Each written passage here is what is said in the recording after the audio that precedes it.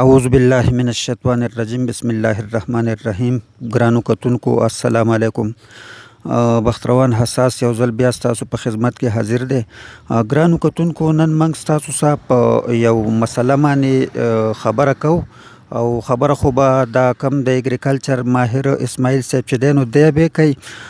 که ستاسو په خیال کې راځي نو یو 2-3 کالونه زموږ په دې علاقه باندې یو بوټی سیوا شوی دی چې هغې ته ګاجر بوټي وایي یا په انګلیش کې ورته پارتینیم وایي. نو چې د دې څه نقصانات دي او د دې تدارک به څنګه کوو او دا به څنګه ختمو په دې هکله ستاسو سره لږې خبرې شریکوو. امید لرم چې خوښ هم شي. حاجي اسماعیل صاحب دا کم بوټی چې دی نو د دې په باره کې تاسو ووایئ چې د دې څه نقصانات دي او دا به په څه طریقه باندې موږ د دې تدارک کوو.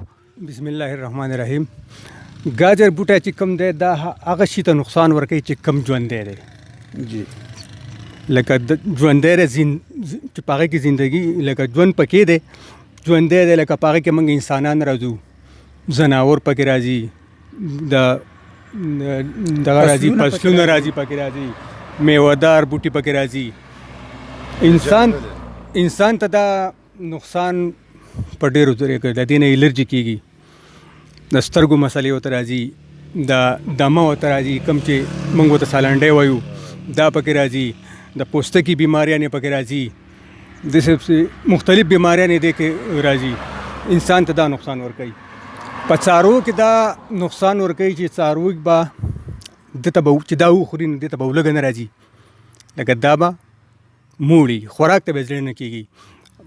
د دوی به خوله خوږېږي دا مو کور ورته وایي د بیان کې ورته د دې به خوله خوږي او د دې په غوښه کې او په شودو کې به د دې کوالټۍ کې د دې مسله وي.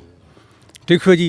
په دغه کې په فصلاتو کې مثال کې ته په سبزیانو کې پلیدار چې کوم هغه دي په هغې کې پلیدار شو ټماټر شو مرچ شو بینګن شو د دې زیل چې کوم دی دا یو جراثیم دغه کوي په ځمکه کې چې د دې دا تخم بیا نه راخېږي د لکه سبزیانو راشي. د فصلونو کې د دې نقصان دا دی چې دا به 40% کمی په پیداوار کې راځي. په پیداوار کې په 40% چې یو سړي 100 منه کېږي نو د به 80 منه کېږي را 40 منه به د کمی راځي. په میوهدارو کې به د دې ډېر کمی راځي. بله خبره دا ده چې دا میوهدار بوټ ته ډېر نقصان ورکوي. دا یو څو کاله کې دا باغ بالکل دی ختمولی هم شي. دا دومره جراثیمي شی دی نو انشاءالله د دې د کنټرول مختلفې طریقې دي. د کنټرول د دې مختلفې طریقې دي. یو خو دا چې دا په سپری په طریقه باندې ختمېدی شي خو په سپری کې دا شی دی چې دا د زیله د دې اصل دا زیله ختمول پکار دي چې دا ویستی شي د زیلې نه ویستی شي او یا په یو ځمکه کې خښ کړی شي که هغه ممکن نه وي نو دا ښه خبره ده چې یو ځای ته جمع شي او وچ شي او دا اور ورته ورلګوي او بس دا وسېځي.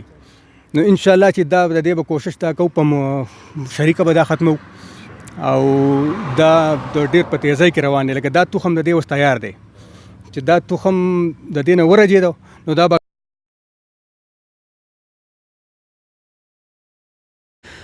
ګرانو کتونکو خبرې خو ستاسو سره د اګریکلچر د ماهر اسماعیل صاحب وکړې چې لکه د دې بوټي څه نقصانات دي او د دې نه څه قسمه نقصان رسي حیواناتو ته یا انسانانو ته.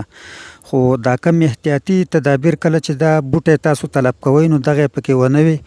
نو کله چې تاسو دا بوټی طلب کوئ ختموئ نو تاسو به پوزې ته او خولې ته ماسک واچوئ او لاسونو ته به دستانې واچوئ او زمونږ دا ویډیو زیات نه زیاته شیر کړئ چې د میدان بلکې د ټول خیبر پښتونخوا او د ټول پاکستان ته دا میسج لاړ شي چې دا کم ګاجر بوټي چې دی چې د دې خلاف مهم وچلیږي او دا زهریله بوټی زمونږ د دې خاورې د دې وطن نه ختم شي. والسلام.